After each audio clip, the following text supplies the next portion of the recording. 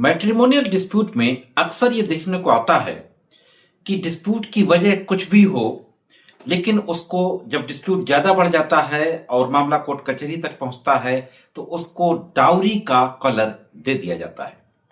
अक्सर ऐसी भी सिचुएशंस देखने में आती हैं कि जब शादी होकर के जाती है तो पता चलता है कि कोई अविवाहित भाई या अविवाहित बहन जो कि पति के साथ, पति के घर में, परिवार के बाकी लोगों के साथ रह रही है, उसका हस्बैंड के काम में ज्यादा इंटरफेयर रहता है, हस्बैंड के कारोबार में ज्यादा इंटरफेयर रहता है।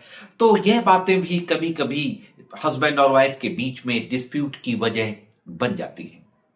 इसी तरीके का एक मामला दिल्ली हाईकोर्ट पहुंचा और दिल्ली हाईकोर्ट ने अभी 10 मार्च 2026 को इस मामले में एक बहुत ही महत्वपूर्ण फैसला दिया है।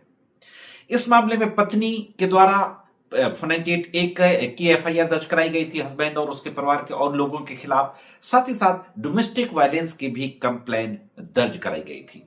इन दोनों मामलों को हाई कोर्ट में चैलेंज किया गया था। तो साथियों, मैं करीम अहमद सिद्दीकी एडवोकेट एक बार फिर हाजिर हूं आपके बीच में अपने YouTube channel legal and social awareness में दिल्ली हाईकोर्ट के इसी महत्वपूर्ण फैसले की जानकारी के साथ। देखेंगे आज के इस एपिसोड में कि इस मामले के फैक्ट क्या थे, किस तरीके का आर्गुमेंट हुआ, दिल्ली हाईकोर्ट के न्यायमूर्ति के द्वारा किस तरीके की बातें कही गई अपने जजमेंट में और फाइनली क्या आदेश दिया गया। सबसे पहले मैं आपको इस केस के फैक्ट बहुत ही ब्रीफ में बता देता हूं कि इस मामले में जो पत्नी का आरोप था कि पति की अविवाहित बहन जो कि साथ में रहती थी, पति का पूरा लेखा जोखा यानी आर्थिक मामलों में सबसे ज्यादा उसका इंटरफेयर रहता था, वही सारा लेखा जोखा पति का संभालती थी। साथ ही साथ पत्नी ने यह भी आरोप लगाया कि मुझसे घर के दूसरे बच्चों की जिम्मेदारी संभालने के लिए भी कहा जाता था, देख रेख करने के लिए। अक्सर होता है परिवार में कुछ बच्चे होते हैं तो कहा जाता है भाई तुम इसको देखे रहना, तो इसके लिए भी कहा जाता था। तो इन सब बातों को पत्नी ने कहा कि यह क्रूअलिटी है, यह क्रूरता है और साथ ही साथ डाउरी की डिमांड की का एलिगेशन भी लगाया।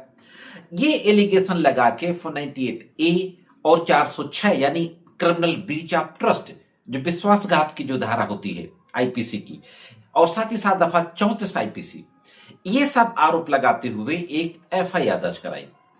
एफआईआर दर्ज कराने के बाद इस मामले की विवेचना शुरू हुई। विवेचना के बाद कोर्ट में चार्जशीट आ गई। इसी दौरान महिला के द्वारा डोमेस्टिक वायलेंस की कंप्लेन भी दाखिल कर दी गई। आपको पता है 2005 में protection of women from domestic violence act एक नया कानून बना था। उसके तहत मजिस्ट्रेट के न्यायालय में एक कंप्लेन दाखिल की जाती है सेक्शन 12 के तहत, और अलग अलग धाराओं में उसमें अलग अलग रिलीफ क्लेम किए जाते हैं। धारा 17 से लेकर के 23 तक अलग अलग रिलीफ होती है। 23 में जो रिलीफ होती है वो इंटरिम रिलीफ होती है। तो रेजिडेंस की मांग की जाती है, मॉनिटरी रिलीफ के रूप में मेंटेनेंस की मांग की जाती है, कंपनसेशन, कस्टडी ऑर्डर, ये तमाम तरीके के ऑर्डर्स डोमेस्टिक वायलेंस में मांगे जाते हैं। तो ये 2 मुकदमे दाखिल किए गए। इन दोनों मुकदमों को हस्बैंड और उसके घर वालों के द्वारा दिल्ली हाई कोर्ट में चैलेंज किया गया। तो देखते हैं कि दिल्ली हाई कोर्ट में क्या हुआ। दोस्तों, ये जो मामला था Sandeep Pathak and others versus Lalita Tiwari and others, ये 2 याचिकाएं साथ में दाखिल की गई थी। 297/2021, 485/2021। ये पूरी डिटेल केस की आपके स्क्रीन पर है। दोनों पक्षों के आर्गुमेंट सुनने के बाद जस्टिस नीना बंसल कृष्णा जो दिल्ली हाईकोर्ट की थी, वो इस मामले की सुनवाई कर रही थी। उन्होंने बहुत महत्वपूर्ण टिप्पणी की। न्यायमूर्ति महोदय ने कहा कि पति और उसके परिवार के खिलाफ दर्ज एफआईआर और घरेलू हिंसा कानून के तहत चल रही कार्यवाही यह टिक नहीं सकती है। कोर्ट ने कहा कि पत्नी द्वारा लगाए गए आरोप सामान्य और अस्पष्ट हैं। लगातार ये बात कही जा रही है सुप्रीम कोर्ट के द्वारा डिफरेंट जजमेंट्स में कि सामान्य और अस्पष्ट आरोप नहीं चलेंगे। तो इस मामले में कोर्ट ने कहा कि सामान्य और अस्पष्ट हैं, जिनमें अपराध साबित करने के लिए आवश्यक ठोस विवरण नहीं है, स्पेसिफिक इंसिडेंट्स का जिक्र नहीं होता है। तो कोर्ट अक्सर ये कहती है कि स्पेसिफिक इंसिडेंट का जिक्र होना चाहिए। कोर्ट ने भी कहा कि अधिकतर वैवाहिक जीवन में सामान्य मतभेद और सामंजस्य की कमी को दर्शाते हैं, न कि आपराधिक कृत्य को। कोर्ट ने कहा कि मैट्रिमोनियल लाइफ में आपसी मतभेद हो जाते हैं, सामंजस्य की कमी हो जाती है, ये कोई आपराधिक कृत्य नहीं होगा। मैंने आपको बताया था कि पत्नी ने आरोप लगाया कि उसकी ननद अविवाहित है, घर में रहकर पति के आर्थिक मामलों और संपत्ति से जुड़े निर्णयों पर प्रभाव डालती है। इस बात पर कोर्ट ने कहा कि भाई के मामलों को परिवार के सदस्य द्वारा संभालना असामान्य नहीं है और इसमें पत्नी को कोई नुकसान होने का स्पष्ट आरोप भी नहीं है।